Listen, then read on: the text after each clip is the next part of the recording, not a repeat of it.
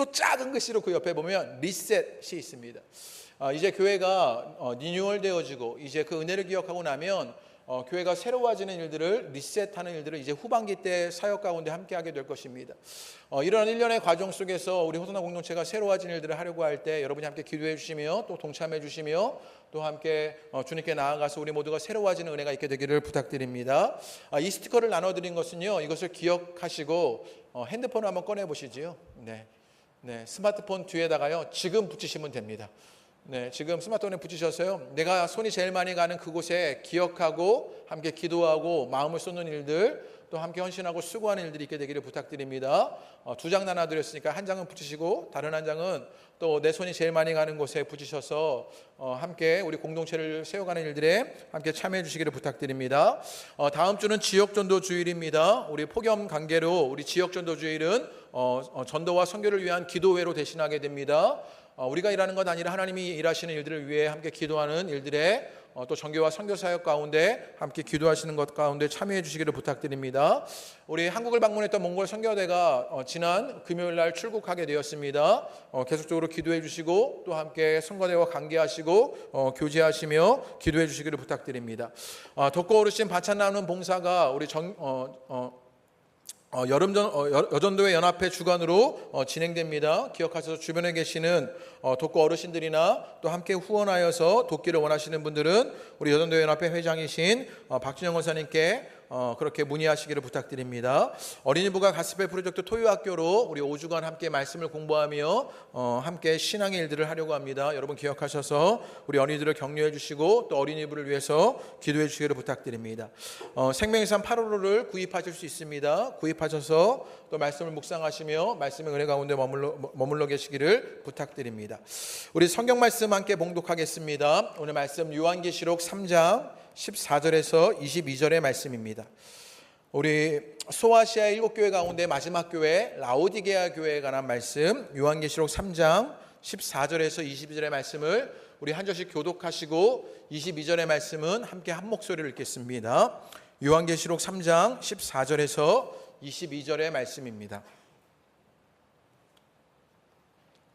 저 여러분이 한 절씩 교독합니다. 라오디게아 교회의 사자에게 편지하라. 아멘이시오 충성되고 참된 증인이시오 하나님의 창조의 근본이신 이가 이르시되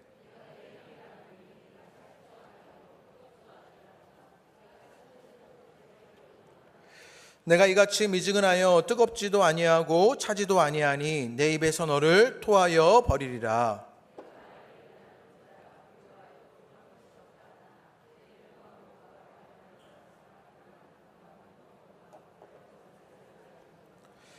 내가 너를 권하노니 내게서 불로 연단한 금을 사서 부요하게 하고 흰옷 사서 입어 벌거벗은 수치를 보이지 않게 하고 안약을 사서 눈에 발라 보게 하라.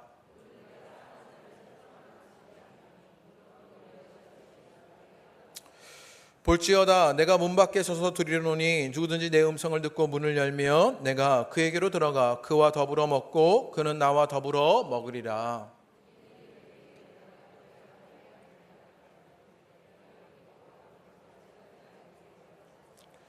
함께 봉독하십니다. 귀 있는 자는 성령이 교회들에게 하시는 말씀을 들을지어다. 아멘. 할렐루야. 오늘 예배하시는 여러분 가운데 주님의 큰 은혜가 있으시게 되기를 주님의 이름으로 축복합니다. 너무 더우시지요. 이렇게 더울 수가 있나. 정말 살인적인 더위인데요. 우리 옆에 있는 계신 분들에게 이 무더위에 건강하시라고 건강하세요 그렇게 한번 인사해 주시지요. 건강하십시오. 네, 건강하십시오.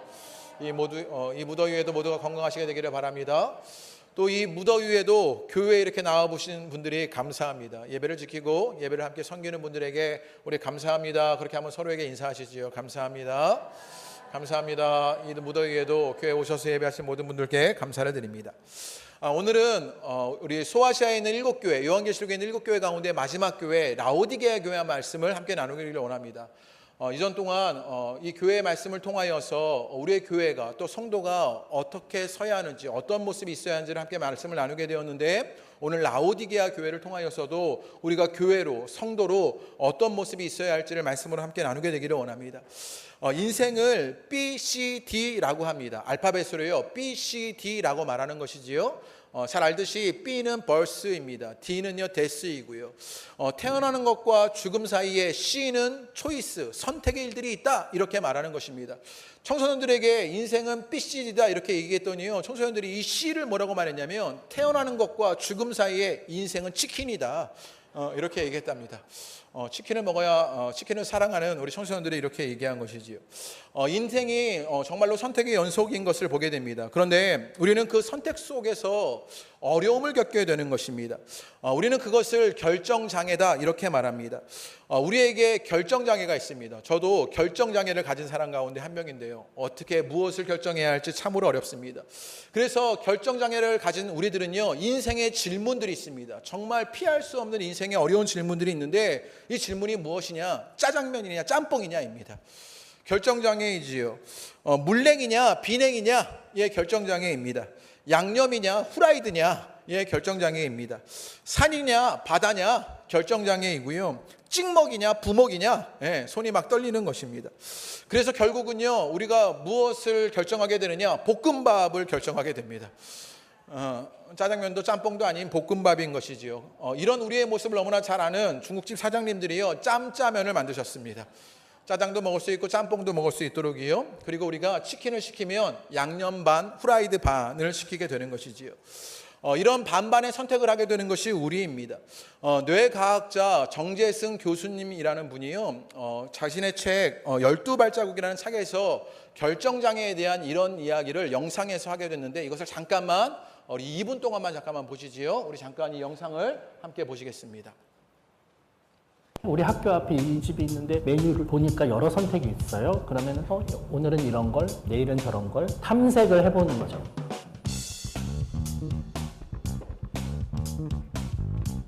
인생은 선택의 연속이라는데 선택의 순간마다 치솟는 스트레스. 결정장애를 겪는 현대인이 많아지다 보니 남이 추천하는 여행지가 뜨고 메뉴판이 없는 식당이 유행하며 결정을 대신해주는 앱까지 생겨났는데, 결정 하나 혼자 내리기 힘든 나, 왜 이런 걸까요? 정보의 양이 너무 많아졌기 때문 같아요. 선택의 여지가 많으면 많을수록 자기가 선택하는 것에 대해서 확신하지 못하고 미련이 있고 아쉬움이 있고, 그러다 보니 바로 선택하지 못하게 되어가는 것 같아요. 또 하나는 뭔가를 간절히 원하게 되면 선택도 쉽죠. 결핍이 욕망을 낳는 건데, 욕망하기 전에 부모님이 미리 갖다 주고, 엄마가 가라는 학원에 가서 공부를 하고, 내가 뭘 부족한지 엄마가 알아서, 아빠가 알아서 대령해 주고, 미리 부모님이 선택한 대로 그 삶을 살아온 세대들이 점점 늘어나고 있잖아요. 근데 대학에 가보니 진짜 네가 원하는 게 뭔지를 찾아서 세상에 나가라고 하는데, 갑자기 그동안 그렇게 안 살아왔는데 하는 부분들이 있는 거죠. 직접 결정해본 일이 없기도 했지만 선택 결과에 따른 불안함과 두려움도 이유가 되지 않을까요? 네. 우리 사회가 패자부활전이 없는 나라이잖아요, 지금 현재. 그래서 젊은이들이 헬조선이라고 말할 정도로 공부를 좀 못해도, 학점이 좀 낮아도 다시 취직을 하고 새롭게 시작할 기회들이 많이 있었는데, 한 번 좀 휴학하고 방황했더니 나이 제한에 걸려서 이제는 원서를 낼 수 없는 상황이 된다거나, 창업을 했다가 실패하면 대기업의 원서를 낼 기회를 잃어버리는 결정장애가 그렇게 우리를 내몰고 있는 어떤 시스템의 문제도 함께 있다고 생각이 듭니다. 네. 지금 우리 가운데 결정장애가 있습니다. 그런데 이 정재승 교수님이라는 분이 이 결정장애의 이유가 무엇이냐를 말하는데 세 가지를 말하지요. 정보의 양이 너무 많다, 선택의 경험이 너무 적다, 실패하면 끝이다. 합리적이고 좋은 분석이라고 여겨지게 됩니다. 제가 왜 이런 이야기를 하고 있는 것이냐면, 우리에게도요 결정장애가 있기 때문입니다. 우리가 가지고 있는 결정장애가 무엇이냐, 신앙의 혹은 영적인 결정장애입니다. 그 이유가 조금 흡사할 수 있을 것 같습니다. 다른 것을 너무 알아서요 진리를 알지 못하는 것이지요. 또는 신앙으로 선택해서 받은 은혜의 경험들이 너무 적은 것입니다.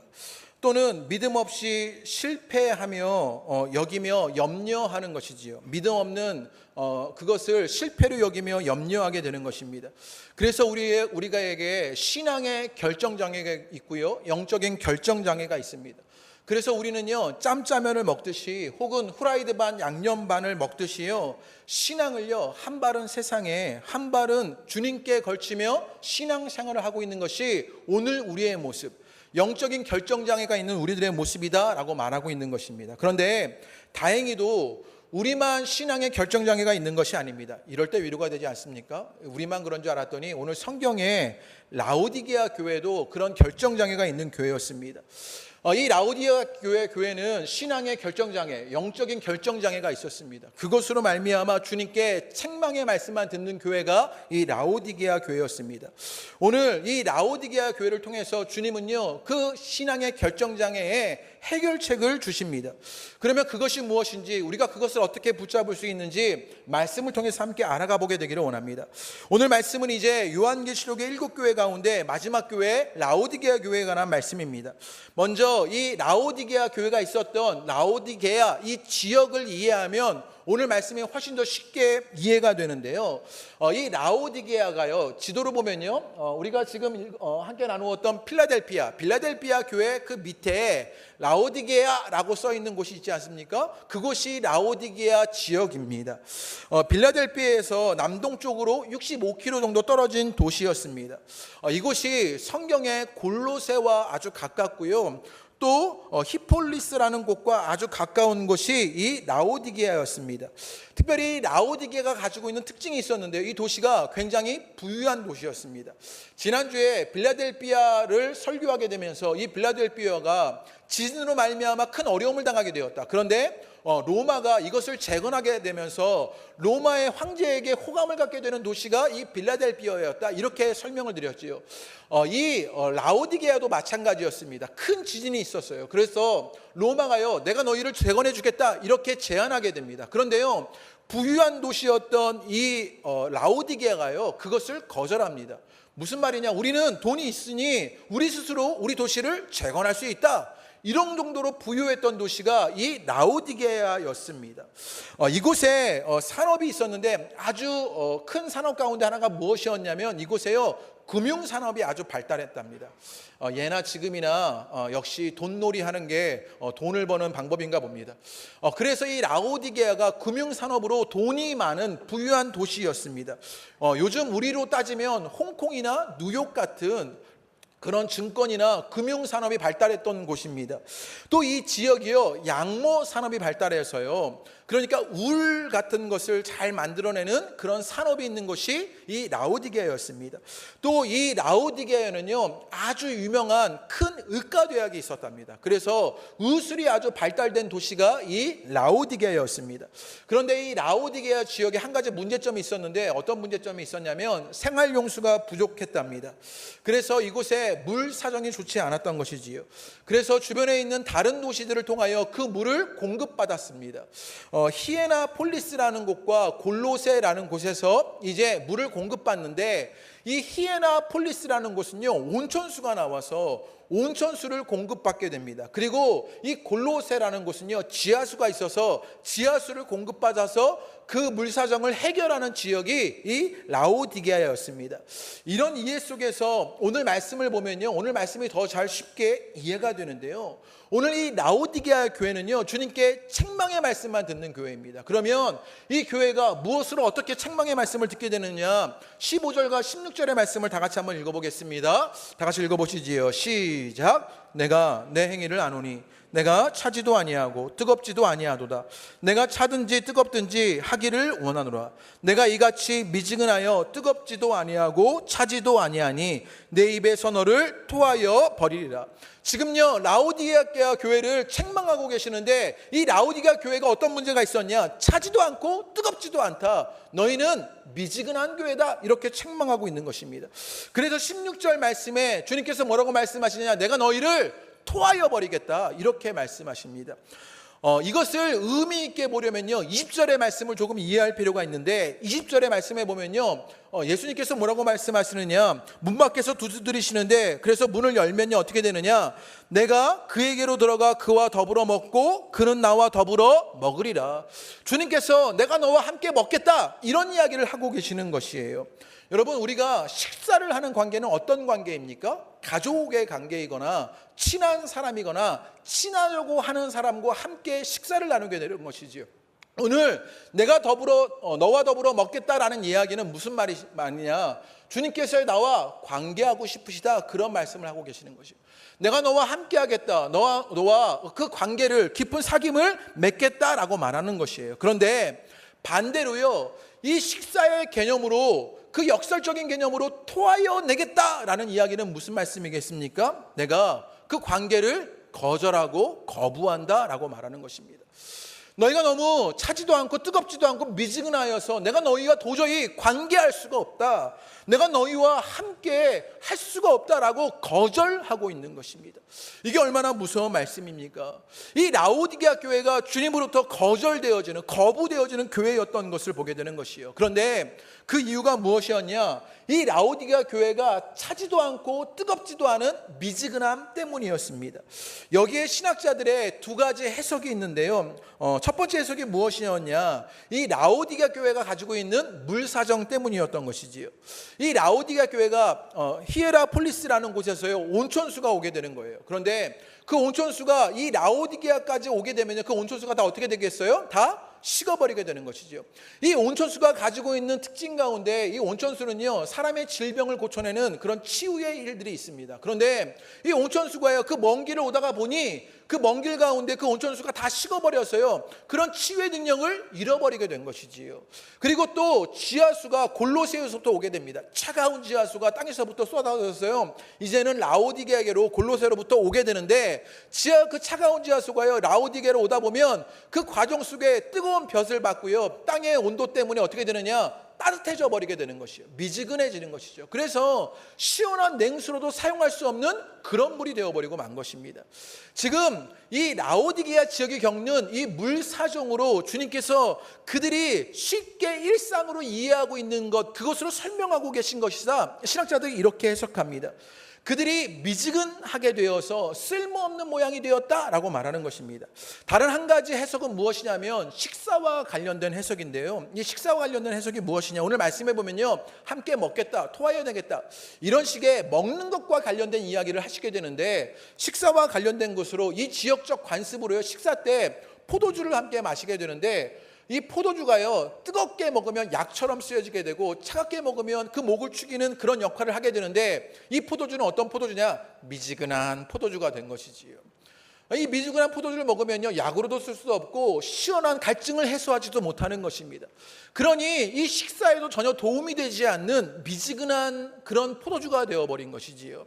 우리로 따지면요, 냉장고에 넣어놓은 이 음료수가요, 다 탄산도 날아가 버리고 차갑지도 않게 되어서요, 김 빠진 콜라 같은 그런 느낌이에요. 먹어도요, 단맛만 나고 갈증만 나는 그런 콜라 같은 것이에요.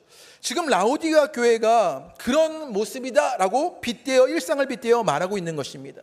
지금 이 라오디게아 교회의 문제는 무엇이었냐? 쓸모없습니다. 아무런 가치를 잃어버린 교회가 되어버리고 말았습니다. 그런데 이 라오디게아 교회가 그렇게 된 것은 차지도 않고 뜨겁지도 않기 때문입니다. 무엇이냐? 주님과 세상 사이를 공존하며 병행하고 있기에 그들이 쓸모없고 가치가 없어졌다라고 말하게 되는 것입니다. 그것을 미지근하다라고 말하게 된 것이고, 그리하여서 토하여 버리겠다, 그 교회를 거절하고 거부한다라고 말하게 되는 것이요, 구별되어지지 않고 쓸모가 없는 상태입니다.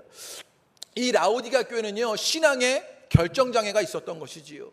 주님이냐 세상이냐, 이것 가운데 선택하지 못하고 함께 공존하며 병행했던 것입니다. 우리로 따지면요, 세상 반 주님 반입니다. 주일에는 그리스도인이지만 평일에는요, 믿지 않는 사람과 다를 바가 없는 것이에요. 겉은 그리스도인 같아 보입니다. 교회에 오고요, 성경책을 들고 다닙니다. 그런데요, 그 속은 진실한 그리스도인의 모습이 아닙니다. 결혼한 여인이 남편이 아닌 다른 남자를 사랑하는 것 같이 세상 반 주님 반으로 그렇게 걸쳐내서 공존하고 병행하고 있는 그 모습, 그것이 라오디게아 교회의 모습이고 그것이 오늘을 살아가는 우리의 모습이다 라고 지적하고 있는 것이에요. 이 주님의 지적에 우리의 모습을 돌아보시는 여러분 되시기를 바랍니다. 미국 남북전쟁에 있었던 일이랍니다.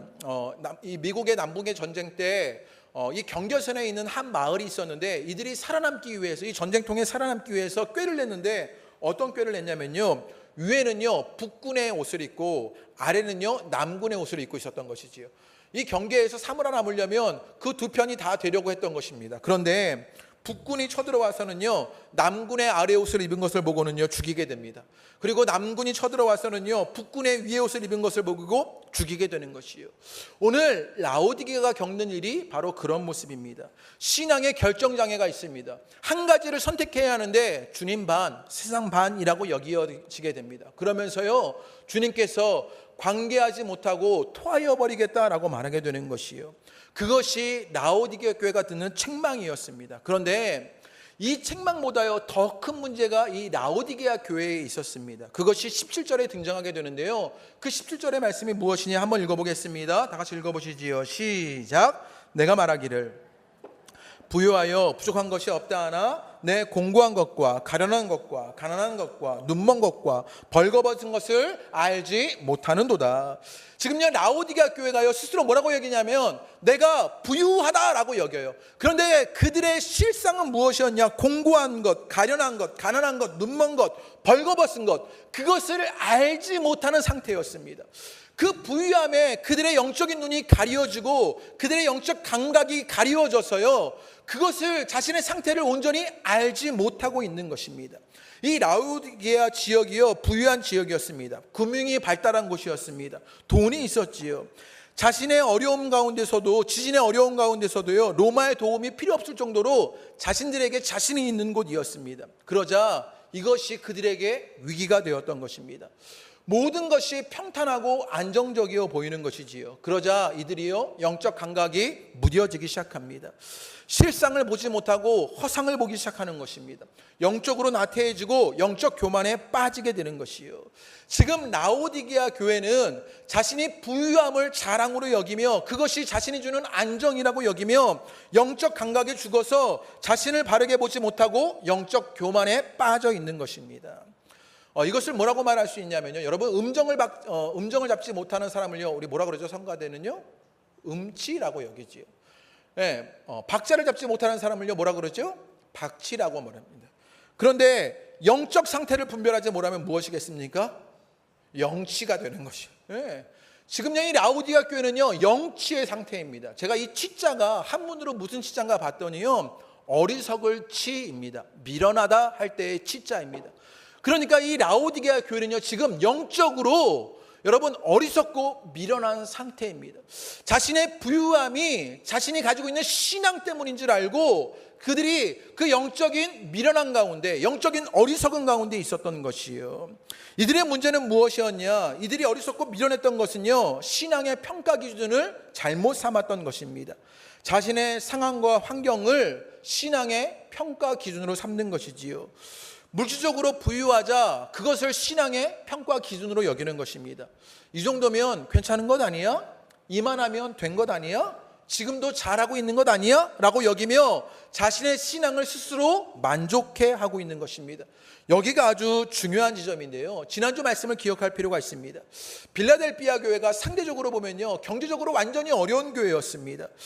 사람들에게 비방과 참소를 당하는 교회였습니다. 공격하는 대적들이 있는 교회였어요.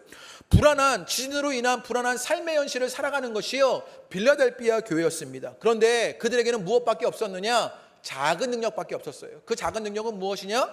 구차하고 궁색한 것이다, 이렇게 말씀을 나누었지요.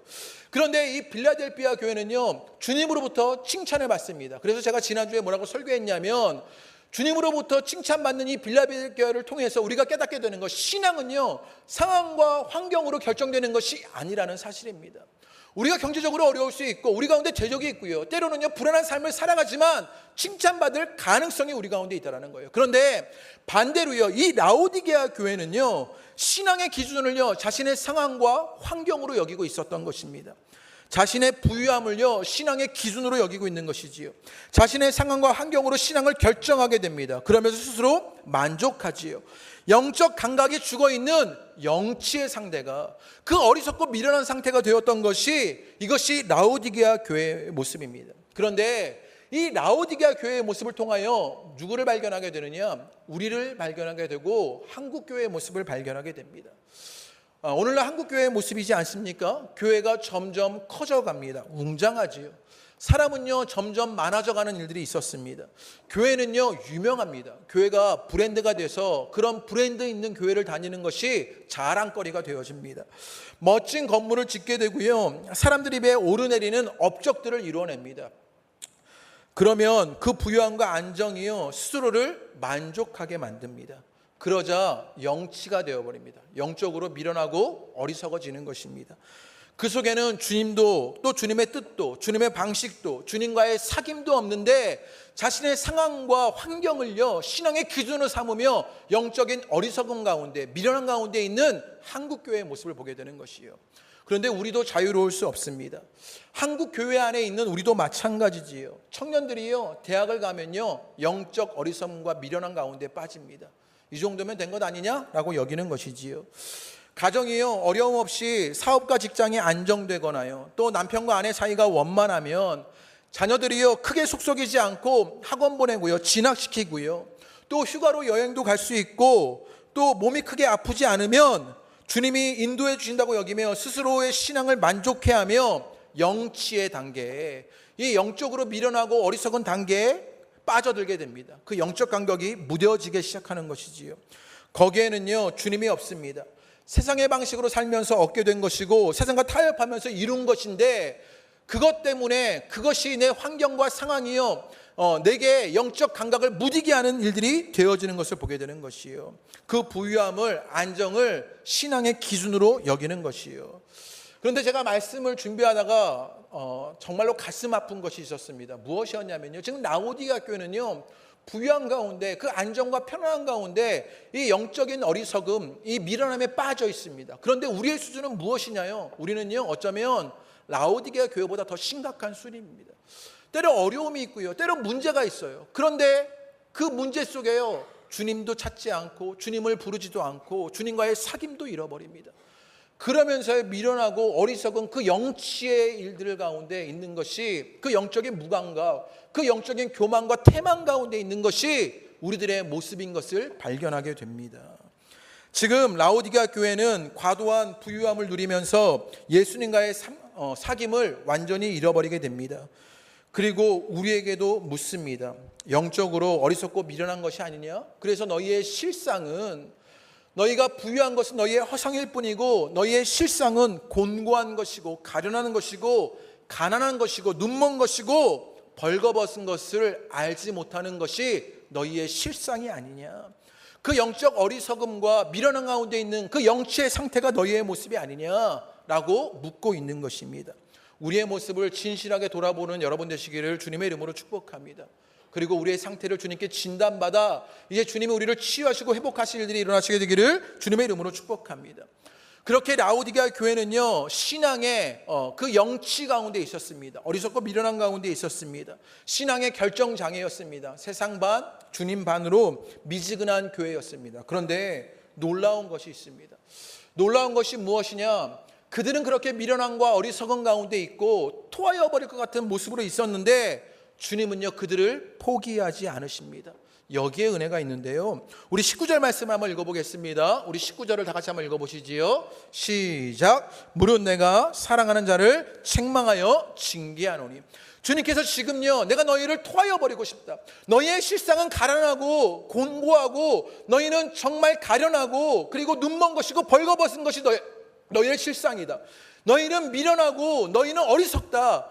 너희는 미지근한 교회다. 세상만 주님만이지 않냐? 그런데 주님은요 그 교회를 책망하시는데 그 책망이 무엇으로 일어나게 되는 것이냐? 사랑으로 일어나게 됐다라고 말하는 것입니다.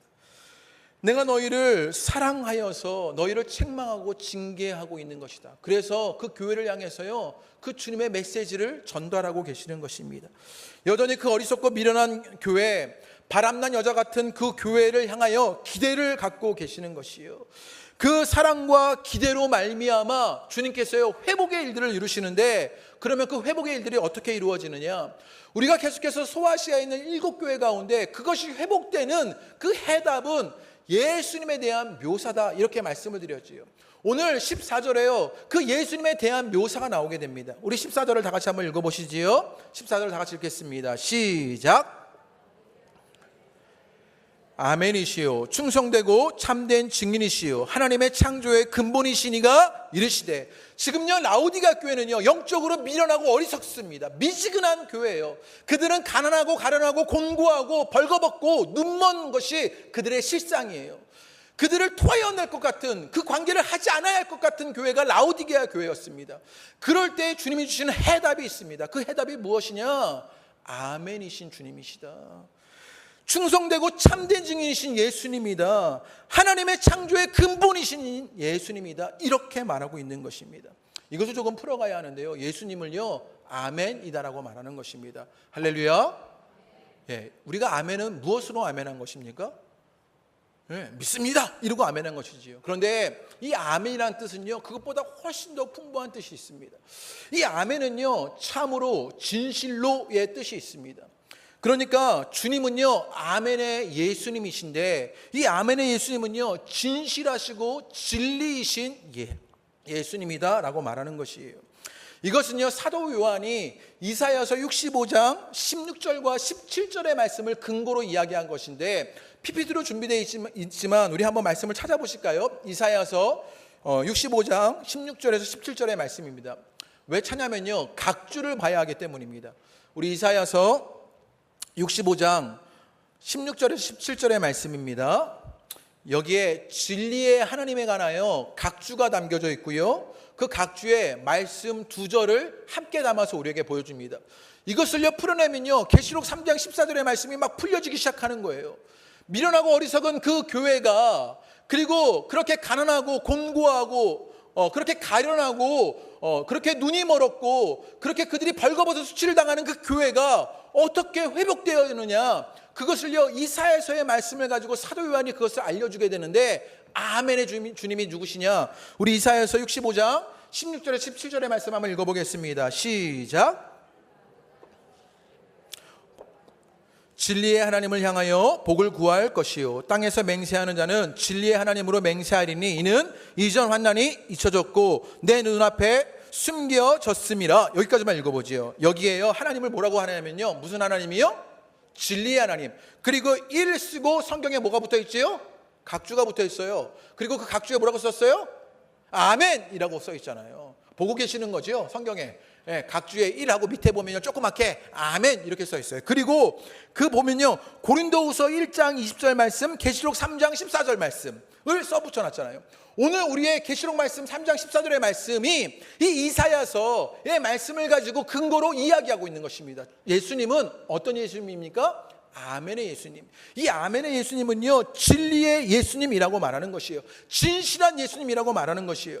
이 라오디게아 교회는요 그 돈이라는 부유함의 허상을 쫓고 있었습니다. 그 거짓을 따르는 것이요 그것이 라오디게아 교회였습니다. 그런데 진짜로 진실하고 진리 있은 분은 누구냐? 예수님이시다 이렇게 말하고 있는 것이에요. 너희가 쫓았던 그 부유함은 그저 거짓된 것이고 허상일 뿐이다. 진실로 진리의 주님은 예수님 뿐이다 라고 말하는 것이에요. 그 예수님을 믿으시는 여러분 되시기를 주님의 이름으로 축복합니다.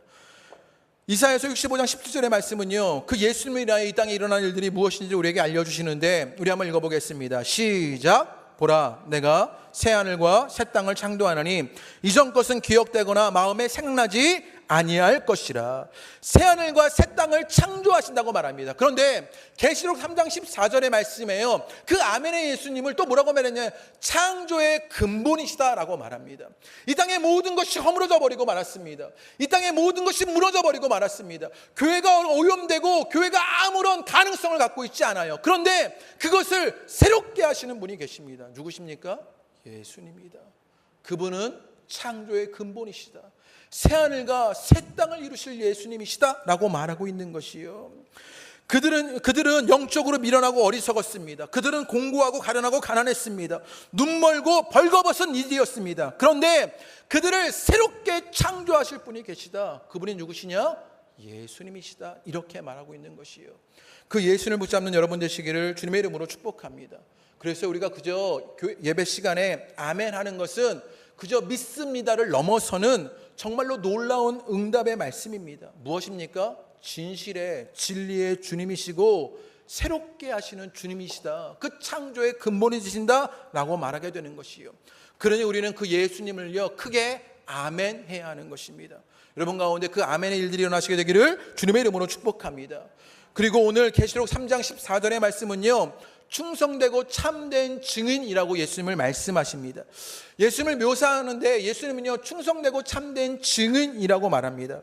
이것은요 다시 한번 그 아멘을요 덧붙여서 설명하고 강화시키는 것인데, 여기는요 고린도후서 1장 20절의 말씀으로 확인할 수 있습니다. 우리 고린도후서 1장 20절의 말씀, 이사야서 각주로도 담겨져 있었죠. 그 고린도후서 1장 20절의 말씀을 한번 보시지요. 고린도후서 1장 20절의 말씀 다 같이 읽겠습니다. 시작. 하나님의 약속은 얼마든지 그리스도 안에서 예가 되니 그런즉 그로 말미암아 우리가 아멘하여 하나님께 영광을 돌리게 되느니라. 하나님의 약속이 얼마든지 그리스도 안에서 뭐가 되냐면 예가 된다라고 말합니다. 여기서 예는요 예를 든다 할 때 그 이그젠플의 예가 아니라요, 여기서 예는요 예스 예입니다. 하나님의 말씀이요 예수님의 말미암아 예스가 된다. 그러니 너희는 아멘해라, 이렇게 말하고 있는 것이에요. 영어 성경이요 더 은혜가 돼가지고요 제가 영어 성경을 준비했는데요, 발음이 좀 그렇더라도 이해하시면서 좀 들어보세요. For no matter how many promises God has made, they are yes in Christ. 은혜가 되지 않습니까? 제가 막 직역을 해보니까 야 문제가 없다. 얼마나 많이 하나님이 약속을 하셨든지 간에 예수님 안에서 다 예스야. 네, 이렇게 말하는 것 같은 거예요. 문제가 없어. 하나님이 약속하신 그 일은 예수님 안에서 예스가 된다. 그러니 너희는 무엇하면 되냐? 아멘 하면 되는 것이다. 너희는 미련하다. 너희는 어리석다. 토하여 낼 것만 같아요. 너희는 정말로 너희의 실상은 가난하고 공고하고 가련하며 눈먼 것이고 벌거벗은 수치를 당하는 모습이 우리들이다. 그런데 너희 가운데 아멘의 주님이 계시다. 그 하나님의 약속들을 너희 가운데 그렇게 예스로 말하실 그 예수 그리스도가 계시다. 그분을 그저 아멘 하면 되는 것이다 라고 말하고 있는 것입니다. 그 주님을 붙잡는 여러분 되시기를 주님의 이름으로 축복합니다. 라오디게아 교회는요 가능성이 없습니다. 토하여 내버릴 것 같은 노예 교회였습니다. 영적으로 미지근하고 미련했습니다. 어리석고 공고하고 가련하고 가난하고 눈멀고 벌거벗은 수치의 상태였습니다. 그런데 그들 가운데 아멘의 예수님이 계십니다.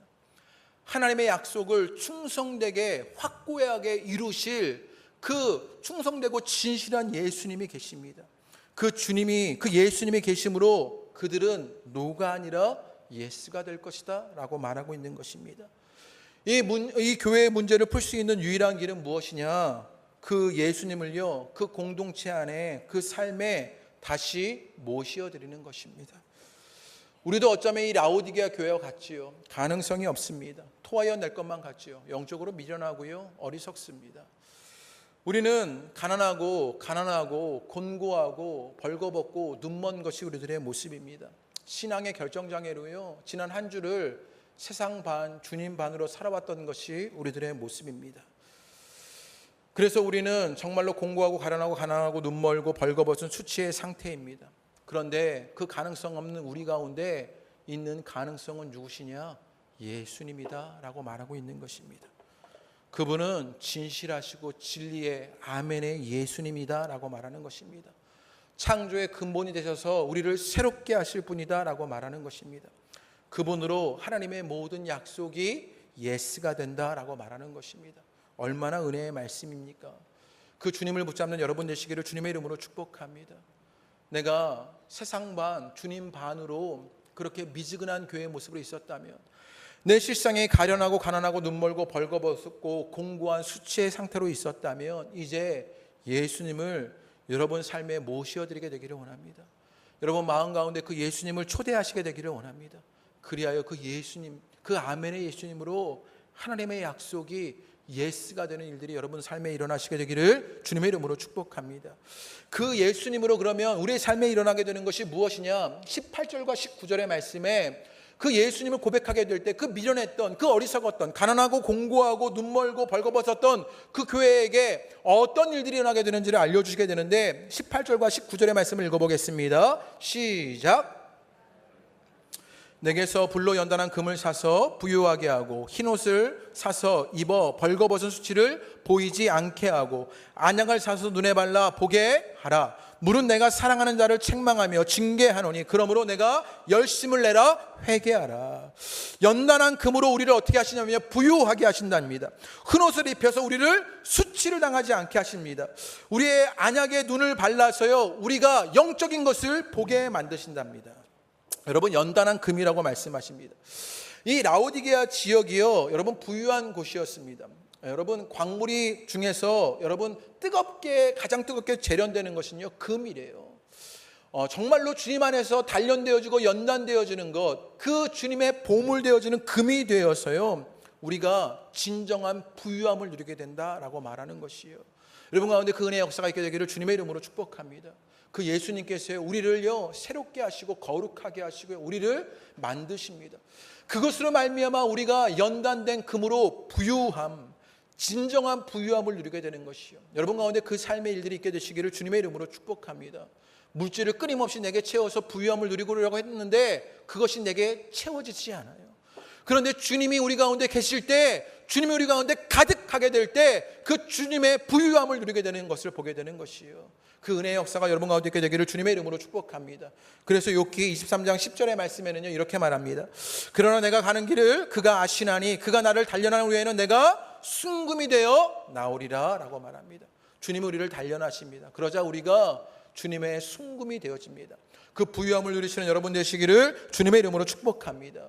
두 번째로 뭐라고 말하느냐, 흰옷이라고 말합니다.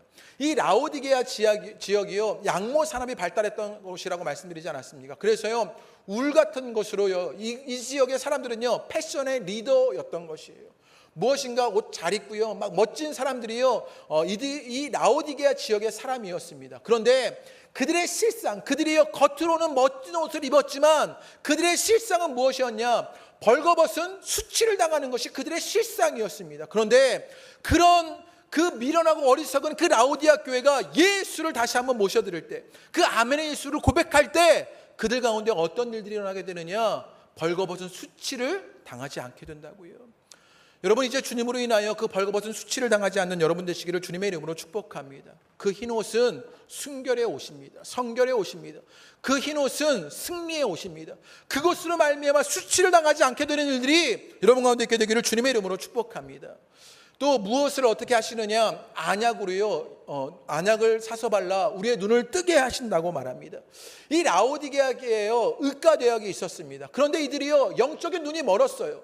자신의 상태를요 허상으로만 알고 있는 것이 이 라오디게아 교회였습니다. 그런데 예수님, 그 아멘의 예수님으로 말미암아 그들이요 영적 눈이 뜨게 됩니다. 그러자 영적 눈을 뜨게 되어서 하나님의 나라를, 하늘의 세계를 살게 되는 일들이 이 라오디게아 교회에게 일어나게 된다라고 말하게 되는 것이요, 오늘 예수님을, 그 아멘의 예수님을 고백하는 여러분을 통하여 영적 눈이 떠지게 되기를 주님의 이름으로 축복합니다. 그것으로 말미암아 하나님의 나라를, 하늘의 세계를 살아가는 여러분 되시기를 주님의 이름으로 축복합니다. 이 라오디게아는요 부유한 곳이었습니다. 번성한 양모 산업이 있었던 곳, 그래서 패션의 리더들이었습니다. 의과대역이 있어서 모든 것을 치료할 수 있을 것만 같았습니다. 그런데 역설적으로요 그들은 가난했습니다.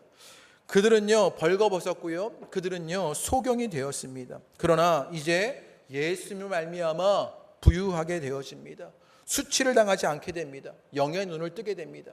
그 은혜의 역사가 오늘 예배드리는 여러분 가운데 일어나시게 되기를 주님의 이름으로 축복합니다. 그러면 어떻게 이것이 일어나게 되느냐, 우리 19절의 말씀, 우리 한 말씀만 한번 읽어보시지요. 우리 19절 말씀 다 같이 한번 읽어보겠습니다. 시작. 물은 내가 사랑하는 자를 책망하여 징계하노니 그러므로 내가 열심을 내라 회개하라. 주님이요 이 라오디게아 교회에게 여러 가지 이야기를 하시는데 특별한 한 가지를 이야기하시는데 뭐라고 말씀하시느냐, 열심을 내라 라고 말합니다. 여기서의 열심은요 헬라어로 젤로스라는 말입니다. 제가 사전을 찾아보니까 이 단어의 뜻은요 마음의 흥분, 열정, 진심으로 바라는 것, 사랑하다의 뜻이 있습니다. 이 젤로스라는 이 열심의 말은요 헬라어 원어 제오라는 말에서 온 곳인데, 이 제오라는 말은요 뜨겁다, 타오르다의 뜻이 있어요. 그러니까 열심을 내라는 말은 무슨 말이냐면요, 마음의 흥분을 갖고 있는 것입니다. 열정을 갖고 있는 것입니다. 진심으로 무엇을 바라고 사랑하고 타오르고 있는 상태를 말하는 것입니다. 누구를 향해서요? 예수님을 향해서, 주님을 향해서. 여러분 예전에 사랑하셨을 때 마음이 타오르는 사랑을 해보지 않으셨습니까? 무엇인가를, 누군가를 뜨겁게 사랑할 때요, 열정이 일어나고요, 마음의 흥분이 있게 됩니다. 그럴 때 그 사랑은요, 어떻게 하게 되느냐? 몰입하게 됩니다. 오늘 열심을 내라고 말하는 것은요, 주님께 몰입해라 라고 말하는 것과 마찬가지입니다. 너희 마음에 뜨거운 열정이 일어나서, 너희 마음에 뜨거운 마음의 흥분이 일어나서 진심으로 사랑하는 것으로 주님께 몰입하라는 것이지요. 살아가는 그 순간순간마다 주님을 몰입하라고 말하는 것입니다. 여러분 가운데 그 은혜의 역사가 있게 되기를 주님의 이름으로 축복합니다. 주님께 몰입하고 계십니까? 이제 열심을 내어 주님께 몰입하는 여러분 되시기를 주님의 이름으로 축복합니다. 우리는 미련하고 어리석습니다. 우리는 가난하고 공고하고 가련하고 벌거벗고 눈먼 것이 우리들의 모습입니다. 그리하여 토하여버릴 것만 같아요. 그런데 우리의 가능성은 아멘의 예수님입니다. 그 아멘에 착하고 충성된 것, 그 하나님의 약속을요, 예수로 만드신 그 주님, 그 주님께 몰입하면 우리 가운데 부유함이, 우리 가운데 수치를 당하지 않게 되는 일들이, 우리 가운데 영적 세계가 열려서 하나님의 나라를 살게 될 일이 있을 것이다 라고 말하는 것이에요. 그 은혜의 역사가 오늘 예배하는 여러분 가운데 있게 되시기를 주님의 이름으로 축복합니다. 말씀을 마치려고 합니다. 제가 지난 화요일에 신방을 다녀왔습니다. 신방을 다녀왔는데 제가 그곳에서 이미 예수님께 몰입한 분을 만났습니다. 안타깝다. 정말 많은 사람들이 함께 가서 이분을 배웠으면 정말 좋았을 것을 하는 그런 아쉬움이 있었습니다. 제가 설교를 준비해서 갔는데요, 제가 설교할 필요가 없었습니다. 왜냐하면 이미 그 말씀을 살고 계셨기 때문입니다. 그리고 그분이 살고 있는 것이 천국이었기 때문입니다. 제가 화요일 날 누구를 만나고 왔냐면 박상근 집사님의 어머님이신 송순석 권사님을 만나고 오셨습니다. 우리 교회를 거의 30년간 다니셨는데 이제는 몸이 좋지 않으셔서 교회에 나오지 못하시는 권사님이십니다. 지금 말기 암을 겪고 계십니다. 그래서 그분의 생명이 위태한 지경이지요.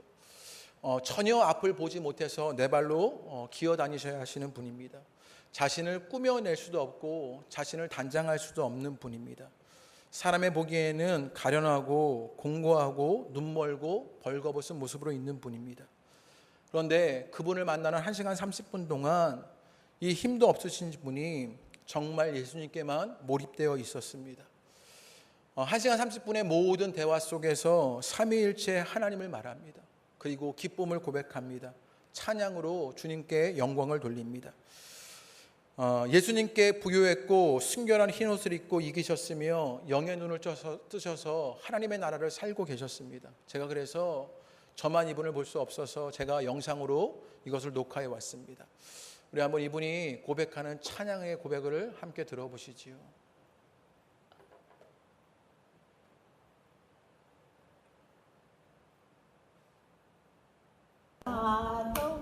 빛 가운데로 걸어가면 주께서 항상 지키시기로 약속한 말씀 변치 않네.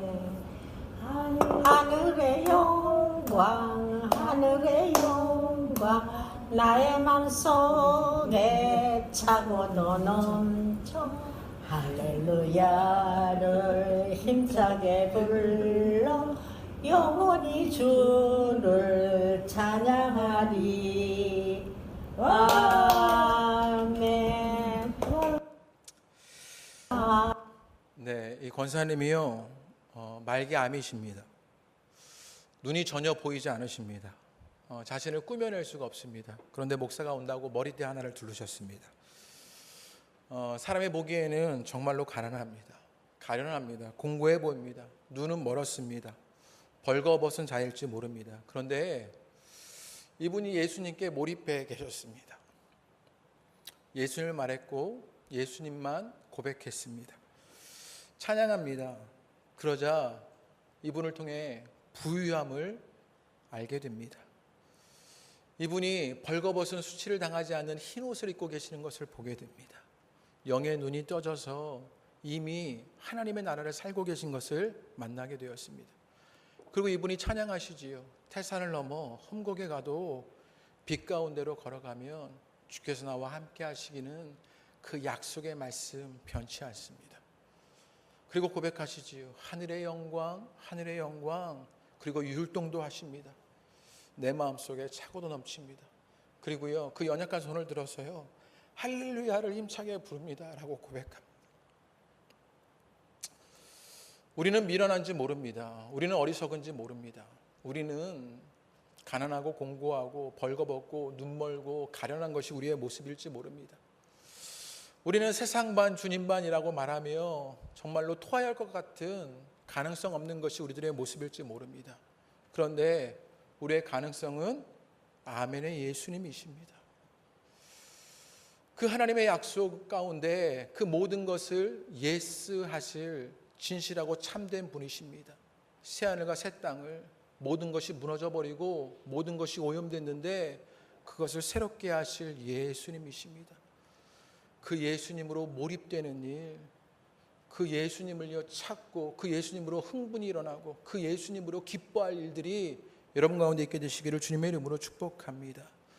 우리 함께 마지막으로 함께 찬양해 보실까요? 우리 권사님이 하셨던 찬양처럼요, 우리 찬송가 445장 그 하늘의 영광을 함께 고백하고 찬양하시지요.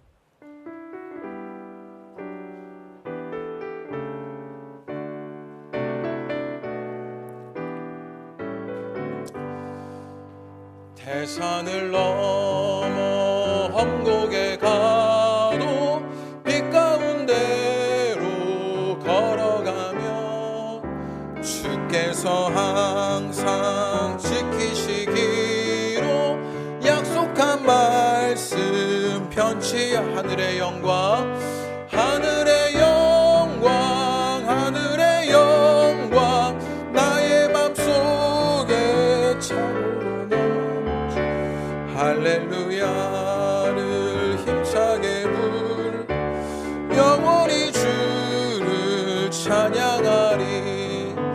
캄캄한 밤에 다닐지라도 주께서 나의 길 되시고 나에게 밝은 빛이 되시니 길 잃어버릴 염려 없네.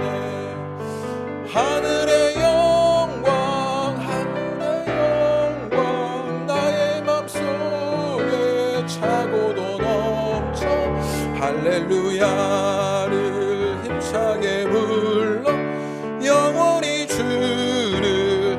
광명한 급이 마음의 바다, 광명한 급이 우리의 영적인 눈을 떠 그 천국을 바라봅니다.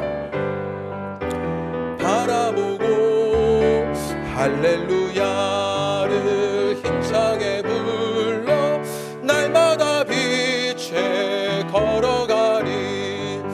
하늘의 영광, 하늘의 영광 나의 맘속에 차고도 넘쳐 할렐루야를 힘차게 불러 영원히 주를 찬양하리. 하늘의 영광, 하늘의 영광 나의 맘속에 차고도 넘쳐 할렐루야를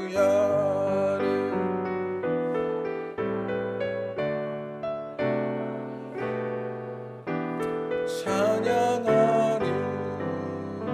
우리 함께 기도하십니다. 우리의 말씀을 기억하며 함께 기도하시지요. 우리의 모습을 돌아보며 함께 기도하시지요.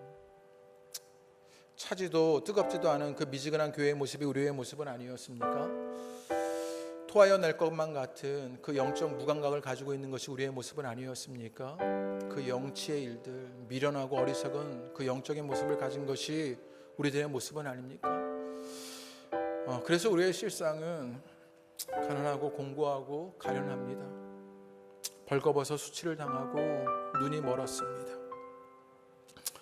우리에게는 가능성이 없어서 주님이 토하여 내버릴 것만 같습니다. 그런데 우리의 가능성은 아멘의 예수님이십니다. 그 하나님의 약속들을 참되고 충성되게 이루실 그 예수님이십니다. 창조의 근본이 되셔서 새하늘과 새 땅을 우리 가운데 이루실 분이십니다. 그 예수님께 몰입되기를 원합니다. 우리의 마음에, 우리의 열정에, 우리의 뜨거움 가운데 그 주님으로 채워지게 되기를 원합니다. 그리하여 그 주님이 우리를 부유하게 하실 일이 있게 되기를 원합니다. 그 벌거벗은 수치를 당하지 않게 되기를 원합니다. 우리가 영적인 눈을 떠서 그 하나님의 세계를 살게 되기를 원합니다. 그리고 권사님이 했던 그 찬양처럼 태산을 넘어 험곡에 가도 빛 가운데로 걸어가니 주님의 그 약속이 변치 않습니다. 그러자 노래가 나오고 찬양이 일어납니다. 할렐루야를 부르게 됩니다. 그 하나님의 나라를 살아가는 일들이 우리 가운데 있게 되기를 원합니다. 우리 시간에 그것을 결단하며 한번 기도해 보시지요. 주님, 내가 주님께 몰입되어 그 은혜의 세계를, 그 하나님의 나라를 살게 되기를 원합니다. 그 주님의 영광을 살게 되기를 원합니다. 우리 그것을 고백하며 주님 앞에 결단하며 주님께 몰입되게 하여 주십시오 라고 우리 결단하며 기도하겠습니다. 기도하십니다. 주님, 우리는 신앙의 결정장애를 가지고 살아갑니다. 세상만 주님만의 모습으로 살아가고 있던 것이 우리들입니다.